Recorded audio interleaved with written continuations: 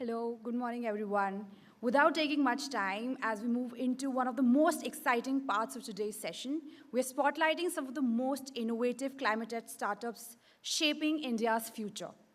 Each of these founders is working at the intersection of technology, sustainability, and impact. And together, they represent the future of climate resilience and growth.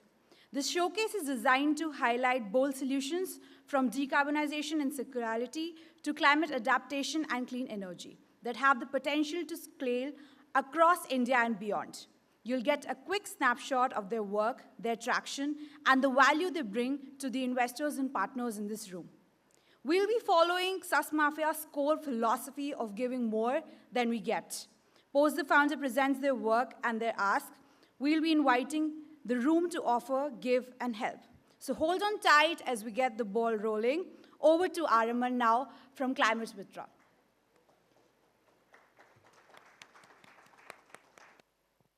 Good morning, everyone. My name is Araman. I am the CTO and co-founder of Climitra.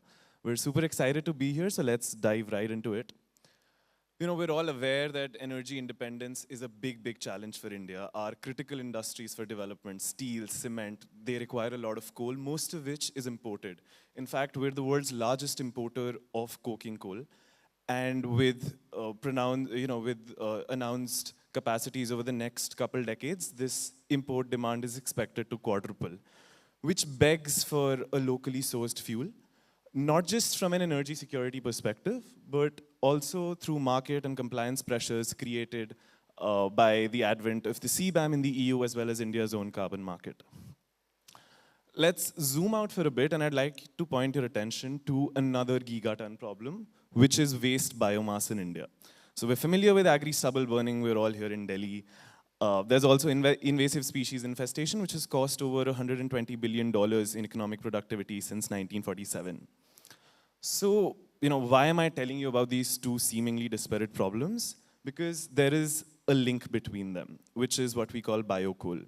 So biocoal is a replacement for fossil fuel-based coal, which uses waste biomass as a raw material after subjecting it to the chemical processes of pyrolysis or gasification. There is scientific rigor behind this, and the UNFCCC and IPCC classify biocoals as carbon neutral. So, given that this solution exists, there must be a lot of demand for it. In fact, according to the Ministry of Steel, there was a pent-up demand of 32 million tons of biochar in 2024, creating a $10 billion market opportunity. But less than 0.1% of this demand was met due to a lack of quality, reliability in the biomass supply chain, as well as a lack of scale. So this is what we're trying to solve at Climitra. We're building India's first precision biofuels ecosystem. We have a three-part solution. The first part is AI-led sourcing of the biomass, wherein we deploy remote sensing geospatial models to map, quality tag, as well as quantify different kinds of biomasses across geographies. The second step is our proprietary chemical conversion technology, which optimizes for over 25 physical and chemical parameters that the steel industry requires. And we also help our clients with integrated compliance reporting for CBAM as well as the Indian CCTS. So this is a snapshot of our first part, the first part of our solution, which is our AI-based mapping tool. Towards the right, you can see a specific biomass which we've mapped out in Gujarat, and we're already using this for our pilot plant and sourcing 2 tons of biomass daily. Towards the right, you can see our pilot facility. We've produced samples from this. We've sent it to all major steel players across the country, and we've had multiple lab reports done, and we're consistently better than wood charcoal, pellets, briquettes, or low-quality biochar produced through methods like quantities when it comes to specific physical and chemical parameters. So where we're at currently, I mentioned we have a 2 tons per day pilot facility. We're in the process of setting up a full-scale commercial facility. We've signed 3 MOUs, including one with one of India's largest steel players. And we have forward supply contracts of upwards of 500 tons per day currently. So we're a very young team. We come from institutions like Stanford and IIT Bombay. We have prior experience in the biomass supply chain space, as well as the industrial decarbonization space. And we're mentored by Professor Vikram Vishal, who's one of India's best-known names in decarbonization. So, we're a very young company. It's just been 6 months, and that's been a roller coaster ride. We've raised pre-seed funding from InfoEdge as well as Thea Ventures. Our plan over the next 2 years is to set up 5 full-scale commercial facilities, about 100 odd tons per day each, to have 500 tons capacity, and eventually we want to expand to sectors beyond steel as well. Sorry. So the ask is, for the capex that will be required to set up this machine. We were already setting up our first one, but to set up more, we'll be requiring, project finance, blended capital, venture debt. The investment per site will be about INR 8 to 10 crores with, the capex payback period of about 2.5 years and a 10-year IRR of 30 to 40%, depending on the debt equity ratio. So this brings me to the end of my presentation. I would like to thank IVCA for this wonderful opportunity and hope to see you guys at our stall outside. Thank you so much.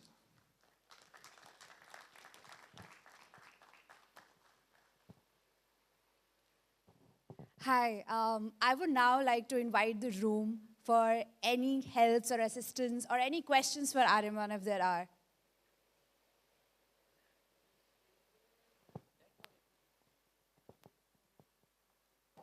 Hi, nice presentation. My name is Addison. I'm the managing partner at Thinkuvate. Just one question. The 8 and 10 crores that you require, is this form of debt or equity?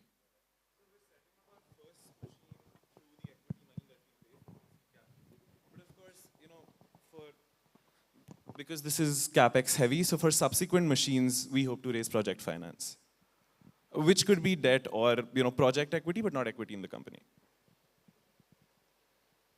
Anyone else in the room?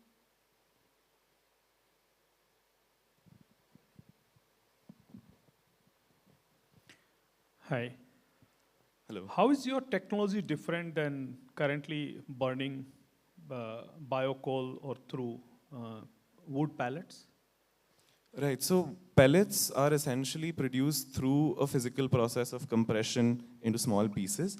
What we do is we subject it to a chemical process called pyrolysis, which is essentially thermochemical decomposition in the absence of oxygen. And that pyrolysis also has to be carried out under very specific process conditions, with temperature, residence time, the catalysts you add. And we use very specific feedstocks because steel-grade coal cannot be produced by, say, a rice husk. We need cotton or bamboo or babool wood. So that's one major differentiator. Secondly, pyrolysis as a technology has existed, but biomass pyrolysis has its own set of problems like tar choking, silica choking, etc., which we've all solved for. Yeah, we are familiar with this sector. You can reach out to us. I am Satya Bansal from Blue Aswa Capital. Definitely will do. Thank you so much. Thank you, Ariman. I would suggest anyone who is interested in the work from Climitra to reach out to Ariman post the session. Now, without taking much time, inviting Sonal from White Cub for her presentation.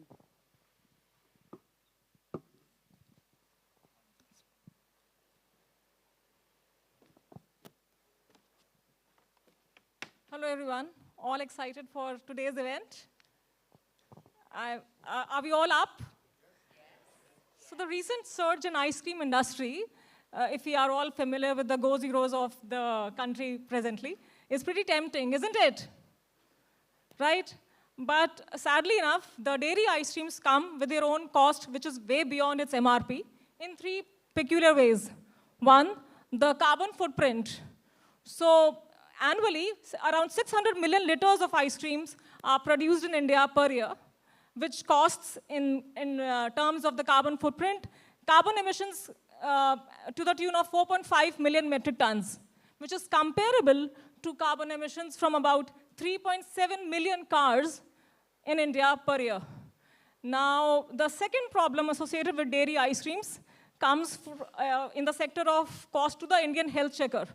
About rupees 1 lakh crores get spent in India annually in the treatment of diseases resulting primarily due to dairy consumption.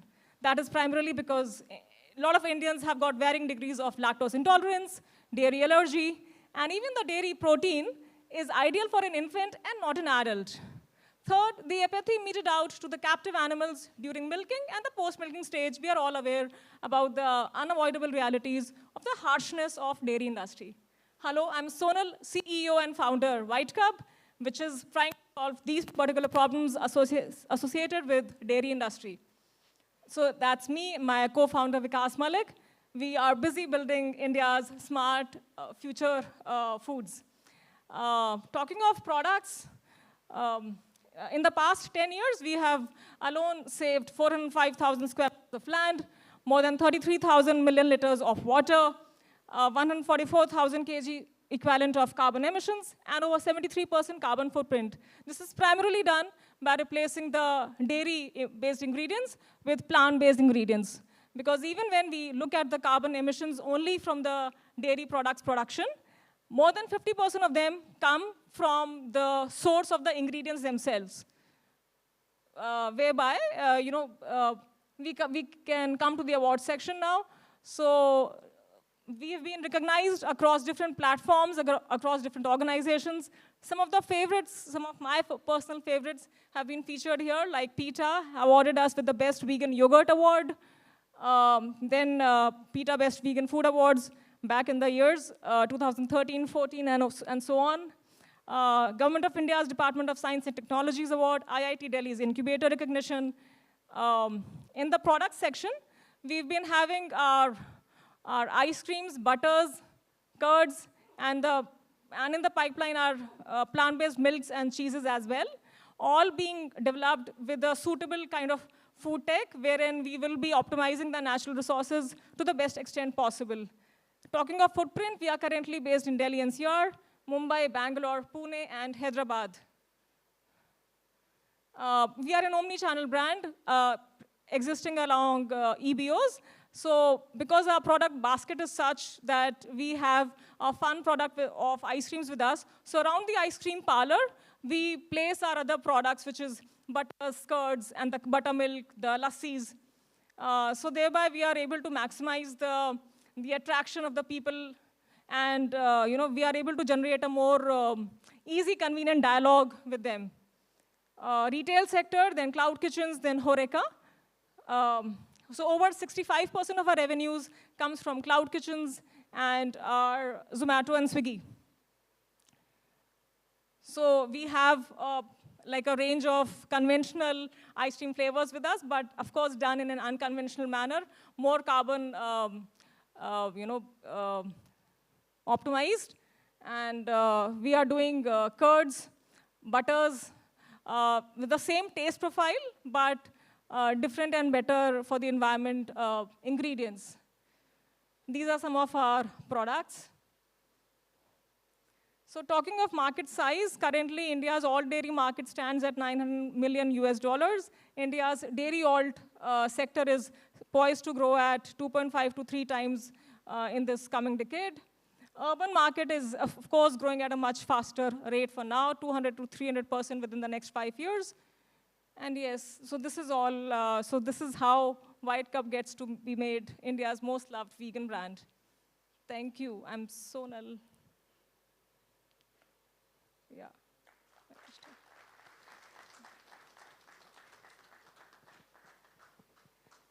Thank you, Sonal. Thank you. Thanks. Again, inviting the room for any questions, asks, helps, assistance that you can provide.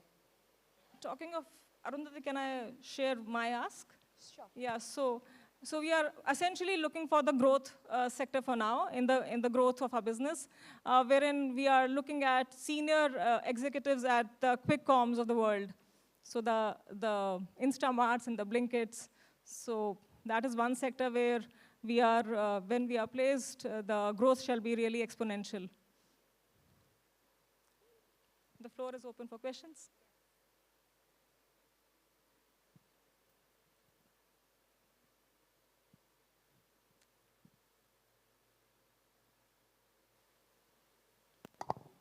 Great presentation, ma'am.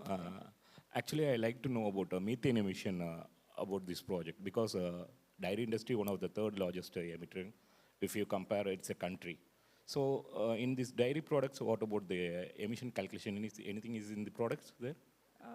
Sorry, his voice is not clear to me. I'm asking that in future, the CBAM policy, digital passport system going to run the show. So such a brand, if you have any methane calculation in this raw material sourcing like that, I'm asking. Can you speak without the mic? I'm asking, ma'am, in CBAM, in future, if the product going to enter into Europe Union, you have CBAM policy, digital passport systems are going to arise. So if such a products have any kind of idea in future going to add a methane emission capturing systems or like that? Methane? Yeah, I'm asking methane. Because dairy industry, one of the most, you ask, talking about the climate change, all these things. So I'm asking about the methane in... Yeah, so I mean, our products are methane free.